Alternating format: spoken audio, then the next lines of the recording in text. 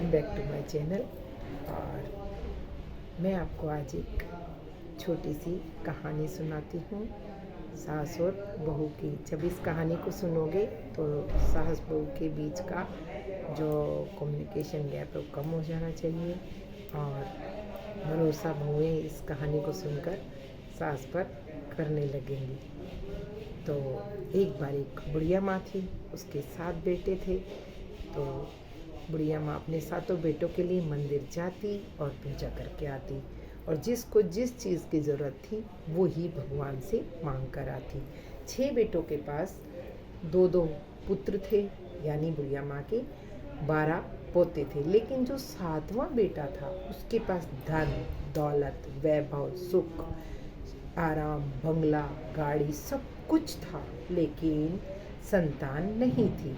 तो बुढ़िया माँ उन 6 के लिए तो धन दौलत सुख वैभव 7 सुख मांगने जाती, लेकिन जो 7वां बेटा था जिसके पास संतान नहीं थी उसके लिए संतान मांगने जाती।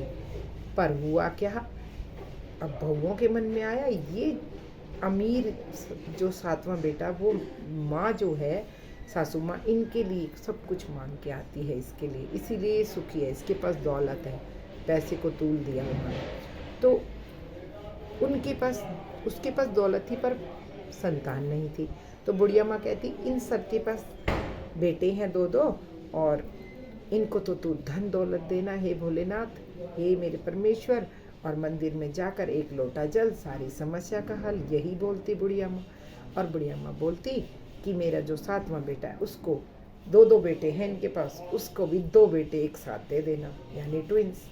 अब बुढ़िया माँ ने मांगा।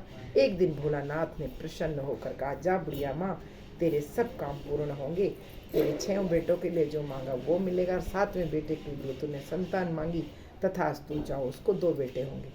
लेकिन बहुओं को तो मन में फर्क आया हुआ, सासू पे शक। उन्होंने कहा, सासू माँ इसके लिए इसलिए अमीर है, इसी के लिए मांगने जाती है, हमारे लिए कुछ मांगने नहीं जाती। उन्होंने मंदिर जाके 6 ने एक प्लान बनाया और जाकर कहा, हे भोलानाथ, मेरी सासू माँ जो कहे उसका उल्टा हो जाए, जो 7वें के लिए मांगा वो हमें मिल जाए और जो हमारे लिए मांगा वो उसे मिल जाए। अब क्या था, बुढ़िया माँ ने उसके लिए धन दौलत मांगा, उस बेचारे को धन दौलत और ज़्यादा मिल गया। और भोलानाथ ने कहा, जाओ तुम्हारी बात भी मानता हूँ, तथास्तु। अब उन दोनों को 2-2 बेटे पहले थे, ट्विंस का वरदान मिला, 2-2 बेटे और हो गए, 6 को 4-4 बेटे हो गए। अब वो सारी परेशान हैरान, वो माँ बुढ़िया माँ सासू माँ के पास गई। सासू माँ, हम क्या करें, हमें तो पहले बच्चे हैं और डॉक्टर ने कहा तुम्हें 2-2 बच्चे और होने वाले हैं, हमें कुछ वरदान दो।